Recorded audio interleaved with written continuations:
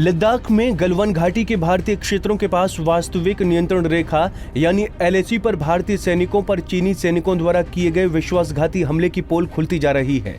यह हमला एक पूर्व नियोजित सोची समझी साजिश थी।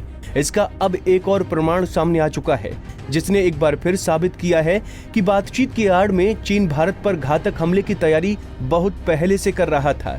चीन का दोगलापन एक बार फिर सामने आ गया है। IANS की रिपोर्ट के अनुसार चीनी पीपल्स लिबरेशन आर्मी ने कथित तौर पर सोमवार रात लगभग 120 भारतीय सैनिकों को फंसाया, उन्हें घेर लिया और फिर उन पर बर्बरतापूर्ण हमले किए, जिसमें हमारे 20 सैनिक शहीद हो गए। जी न्यूज के पत्रकार आशीष सिंह ने अपने ट्विटर अकाउंट पर मुठभेड़ की जगह से बरामद हुई कीलों से जड़ी रॉड्स की तस्वीरें शेयर की और लिखा कि गलवान वैली की मुठभेड़ वाली जगह से बरामद हुई ये नुकीली, लंबी और नई कीलों से जड़ी हुई रॉड्स दिखाती हैं कि चीन पहले से ही भारतीय सैनिकों पर हमले की तैयारी में था।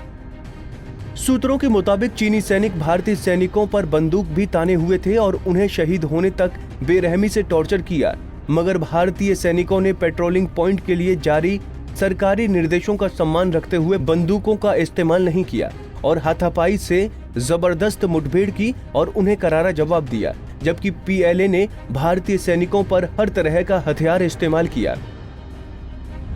एक भारतीय सैनिक ने किया 5-5 से मुकाबला। गलवान घाटी में पेट्रोलिंग पॉइंट 14 के पास हुई मुठभेड़ में चीनी सैनिक भारतीय सेना से गिनती में 3 गुना थे। हमारा 1 सैनिक और उनके 5।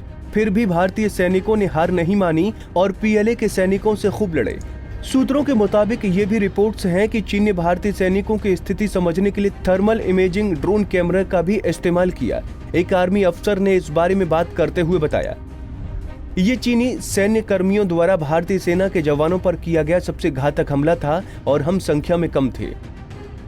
चीनी सैनिकों ने षड्यंत्र चला और भारतीय सैनिकों पर उस वक्त हमला किया जब वो PPE 14 पर ये देखने गए कि चीनी सैनिक सुबह किए गए वादे के अनुरूप विवाद वाली जगह से पीछे हटे या नहीं, मगर पूर्व नियोजित हमले की ताक में बैठे चीनी सैनिकों ने निहत्थे भारतीय सैनिकों पर बर्बरतापूर्ण हमला बोल दिया, जिसमें कर्नल संतोष बाबू समेत अन्य 19 जवान शहीद हो गए।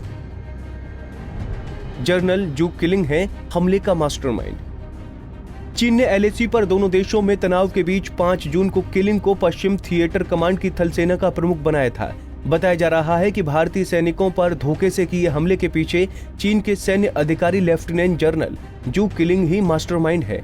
चीनी मीडिया ने किलिंग को पीपल्स लिबरेशन आर्मी का उभरता सितारा बताया है। क्या है विवाद?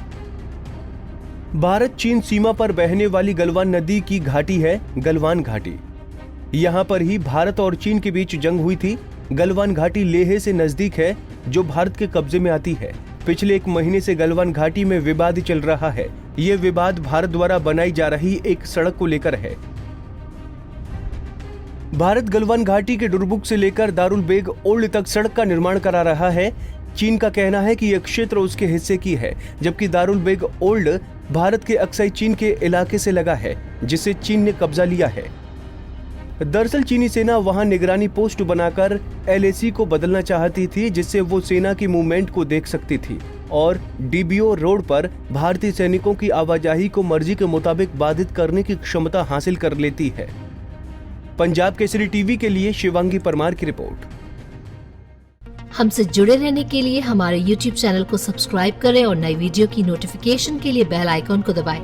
अगर आप ये वीडियो Facebook पर देख रहे हैं तो लाइक जरूर करें और ज्यादा से ज्यादा शेयर करें। धन्यवाद।